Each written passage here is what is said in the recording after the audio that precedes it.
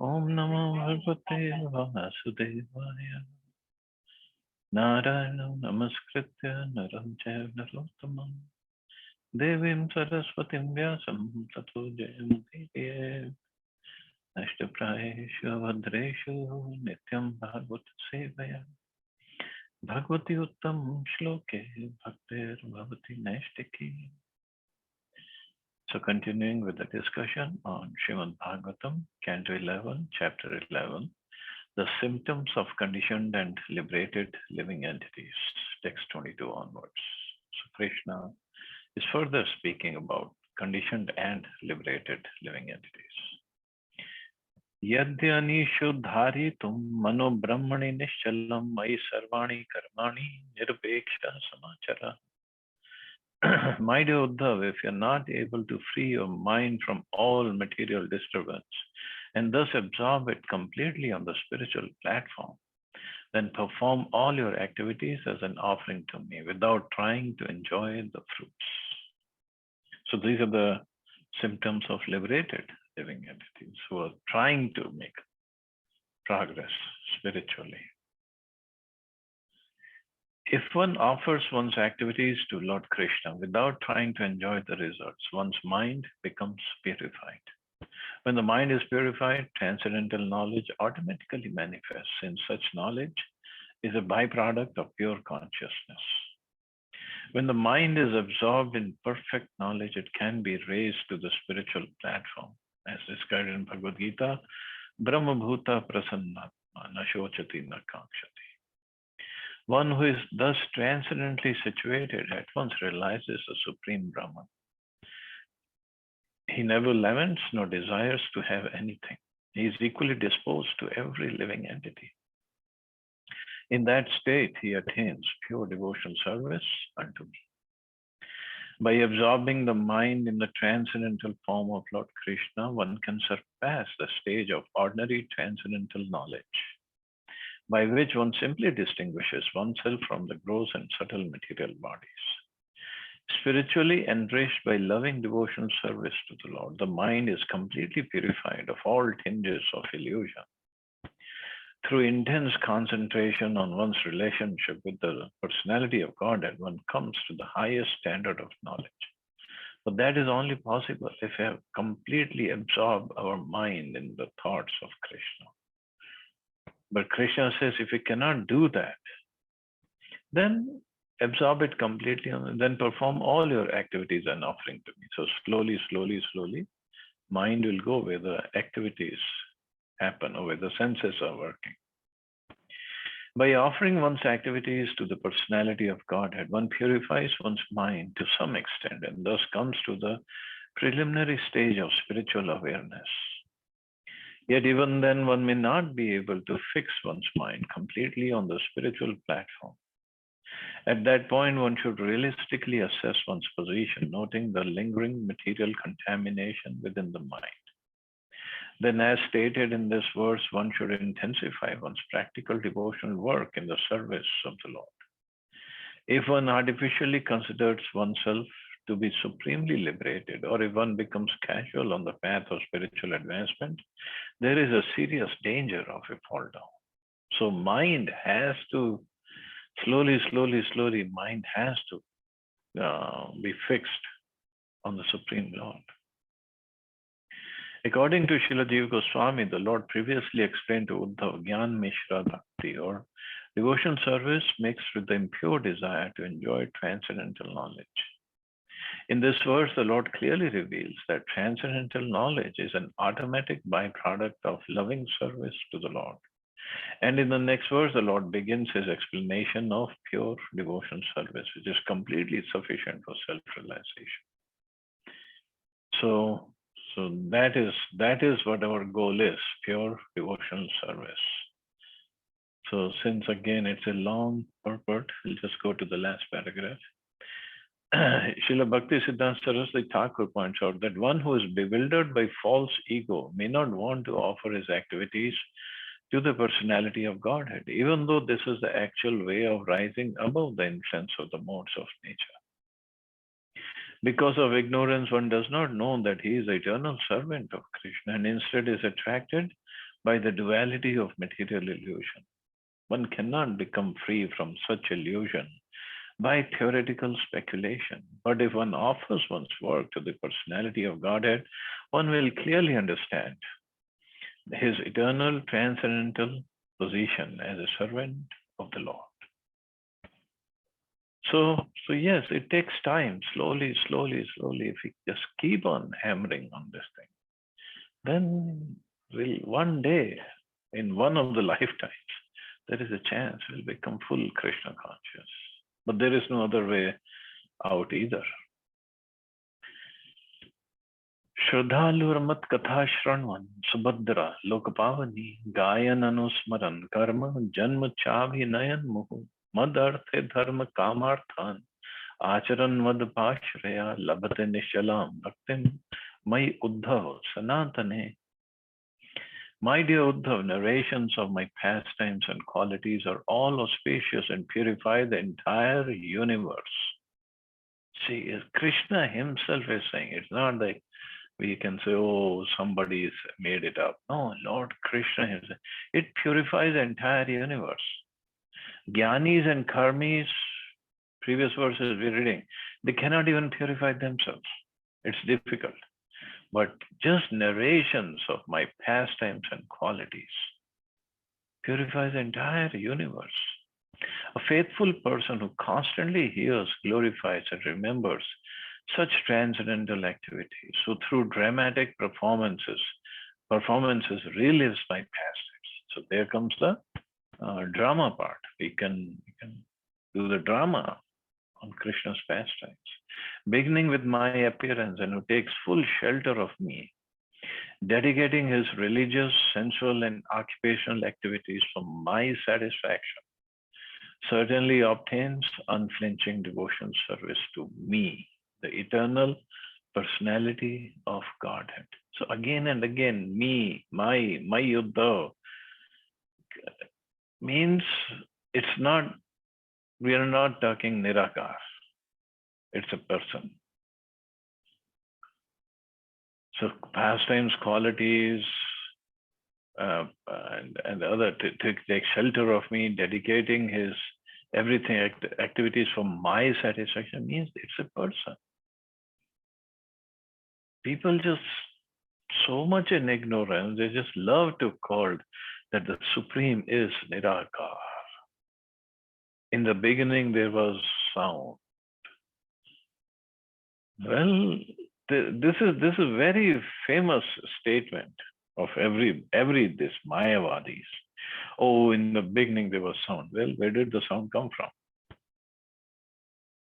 No, it doesn't come from anywhere. No, when we are speaking, when we are making sound, the person is speaking. So sound is coming from a person. So where did that original sound come from? They have no answer for this. In the beginning, there was sound. Okay, where did that sound come from? And then what did the sound do? Then everything came into existence from sound. And for them, the sound was Om.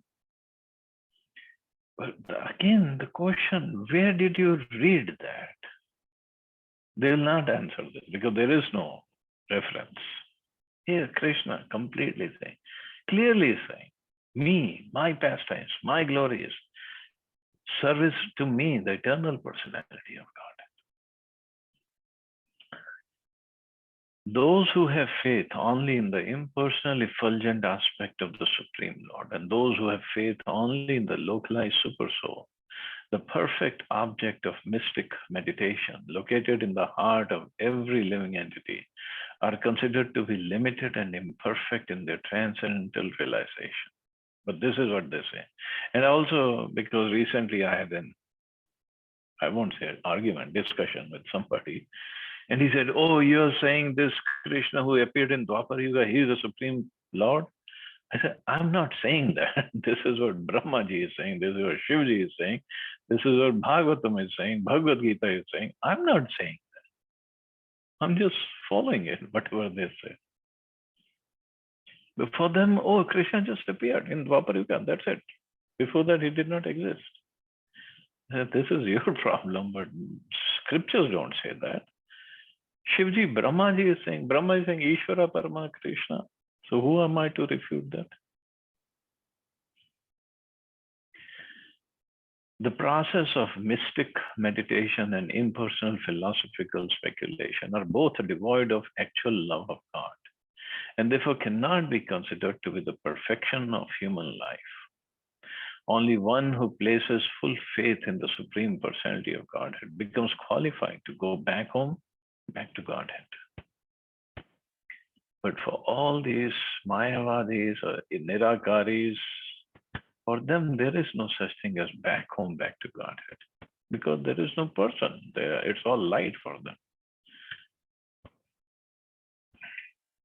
Lord Krishna's pastimes of stealing butter from the elderly gopis, enjoying life with his cowherd boyfriends and the young gopis, playing his flute, and engaging in the rasa dance, etc., are all auspicious spiritual activities.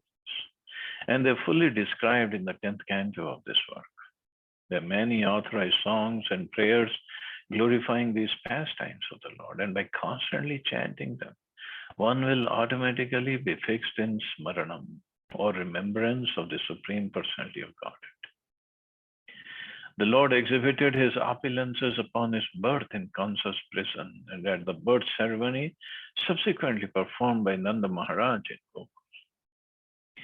The Lord further performed many adventurous activities, such as chastising the serpent Kali and killing many other demons. One should regularly take part in the ceremonies commemorating Krishna's pastimes, such as the Janmashtami celebration, glorifying the Lord's birth. On such days, one should worship the deity of Lord Krishna and the spiritual master, and thus remember the Lord's pastimes. So this is all these pastimes, all these wonderful activities of Krishna are there just to keep ourselves absorbed in him, talking about him, enacting his pastimes, chanting his names, glorifying him, cooking for him, doing other services. This is basically to engage, focus our mind, absorb our mind, and come always in Krishna. The word dharma in this verse indicates that one's religious activities should always be in connection with Krishna.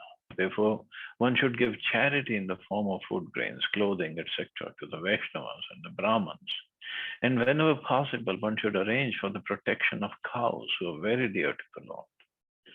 The word kama indicates that one should satisfy one's desires with the transcendental paraphernalia of the Lord. One should eat Mahaprasadam, food offered to the deity of Lord Krishna, and one should also decorate oneself with the Lord's flower garlands and sandalwood pulp, and should place the remnants of the deity's clothing on one body. One who lives in a luxurious mansion or apartment should convert his residence into a temple of Lord Krishna and invite others to come chant before the deity, hear Bhagavad Gita and Srimad Bhagavatam, and taste the remnants of the Lord's food. Or one may live in a beautiful temple building in the community of Vaishnavas and engage in the same activities. The word artha in this verse indicates that one who is inclined towards business should accumulate money to promote the missionary work of the Lord's devotees and not for one's personal sense gratification. Thus, one's business activities are also considered to be devotional service to Lord Krishna. The word Nischalam indicates that since Lord Krishna is eternally fixed in perfect knowledge and bliss, there is no possibility of disturbance for one who worships the Lord. So there is no possibility of disturbance. Whatever disturbance happens in any devotee's life is basically orchestrated by Krishna and to make the devotee more surrendered to him. That's all. If we worship anything except the Lord, our worship may be disturbed when a worshipable deity is placed in an awkward position. But because the Lord is supreme, our worship of him is eternally free of disturbance. Eternally free of disturbance. But that worship has to really come from the bottom of one's heart. One who engages in hearing, glorifying, remembering, and dramatically recreating the pastimes of the Lord will soon be freed from all material desire. Srila Jiva Goswami mentions in this connection that one who is advanced in Krishna consciousness may specifically be attracted to the pastimes of a devotee in the spiritual world who serves the Lord in a particular way. An advanced devotee in this world may desire to serve the Lord in the same way and thus may take pleasure in dramatically reliving the service of his worshipable devotee master in the spiritual world. So this is nectar of devotion stuff. In spiritual world, like we have our Vedhi sadhana bhakti. This is what we do, trying to do right now. And from Vedhi sadhana bhakti, we'll slowly should try to make progress to Raganuga sadhana bhakti.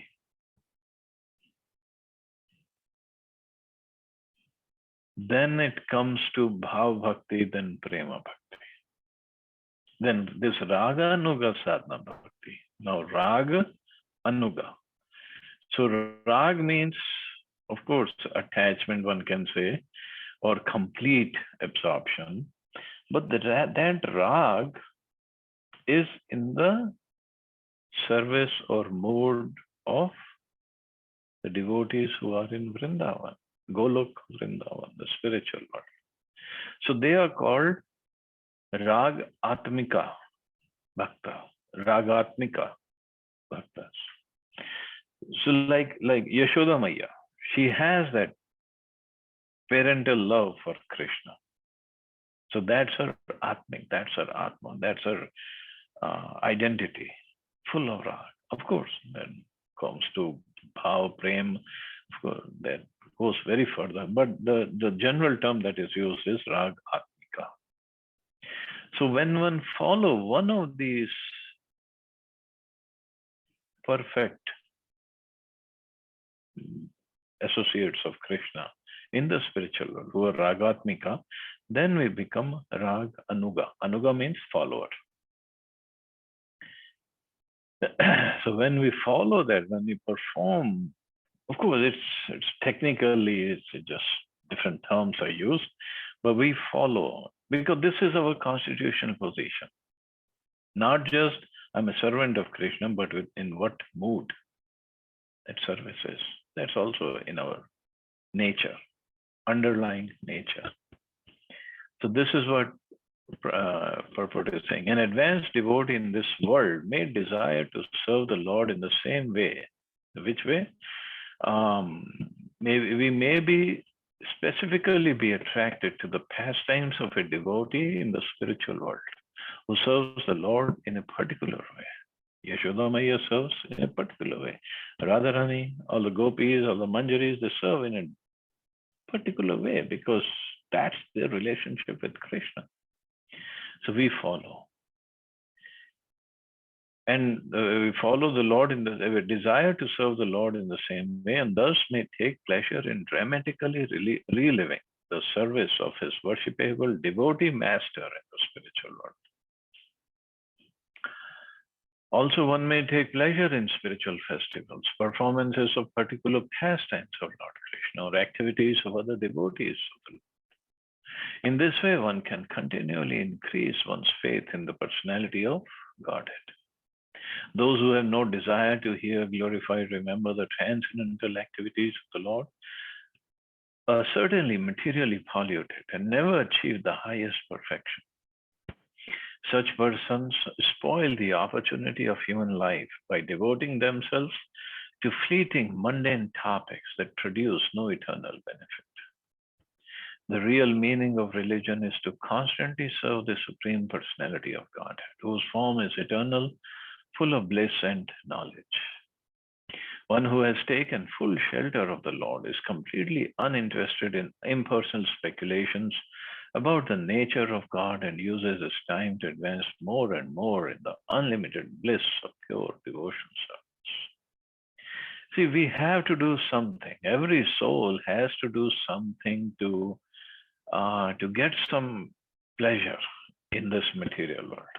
Because this is our constitutional position to be happy. Sat, Chit, and Ananda. Now, where do we find happiness? Where do we look for happiness? That's up to us. Devotees look for happiness in Krishna, Krishna's, whether to enact his pastime, chant his name, glorify him, serve his devotees. This is how they find pleasure. Material people, they find pleasure in sports and politics and business and movies and other things. Everybody is looking for pleasure. But the real pleasure is in serving Krishna, whichever way. Not in, as it says, fleeting, mundane topics, which are always changing. Satyasanga labdhya bhaktya mai mam sa upasita savai me darshitam sadbhir anjasa vindate padam. One who has obtained pure devotion service by association with my devotees always engages in worshipping me. Thus he very easily goes to my abode, which is revealed by my pure devotees. In the previous verse, Lord Krishna has emphasized the value of surrendering to him in loving service. One may ask how such surrender or devotion is actually achieved. The Lord gives the answer in this verse. One must live in a society of devotees, and thus automatically one will be engaged 24 hours a day in the various processes of devotional service, beginning with Shravanam, Kirtanam, and Smaranam. The pure devotees of the Lord can reveal the spiritual world by their transcendental sound vibration, making it possible for even a neophyte devotee to experience the Lord's abode. Being thus enlivened, the neophyte makes further progress and gradually becomes qualified to personally serve the personality of Godhead in the spiritual world. By constantly associating with devotees and learning from them about devotional science, one quickly achieves a deep attachment for the Lord and the Lord's service, and such attachment gradually matures into pure love of Godhead.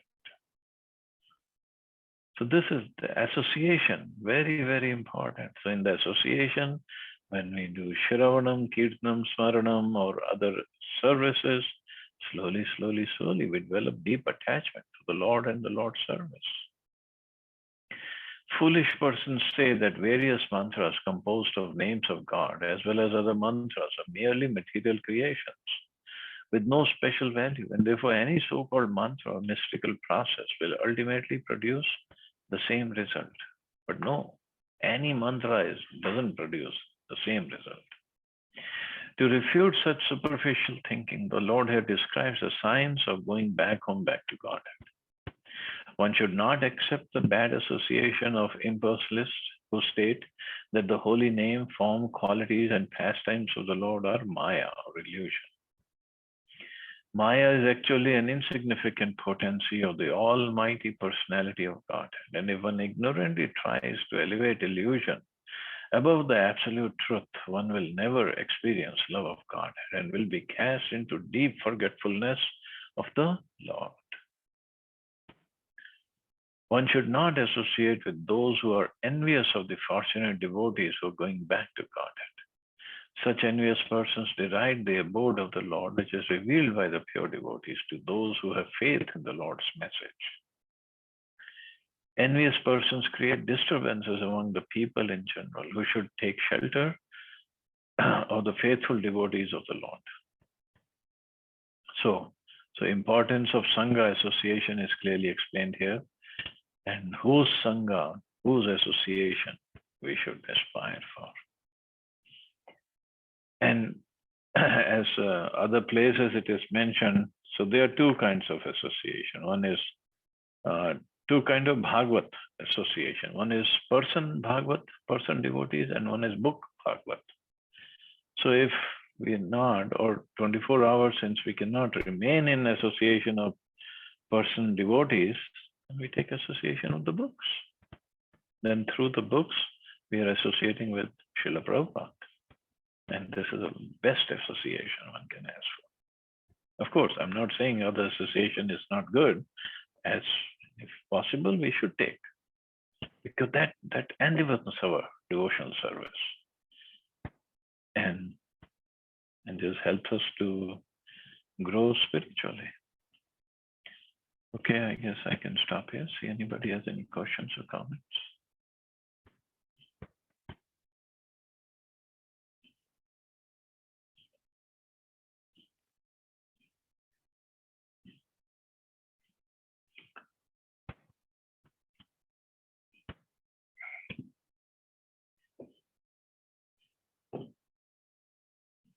Okay, you all have a safe and wonderful day. Hare Krishna.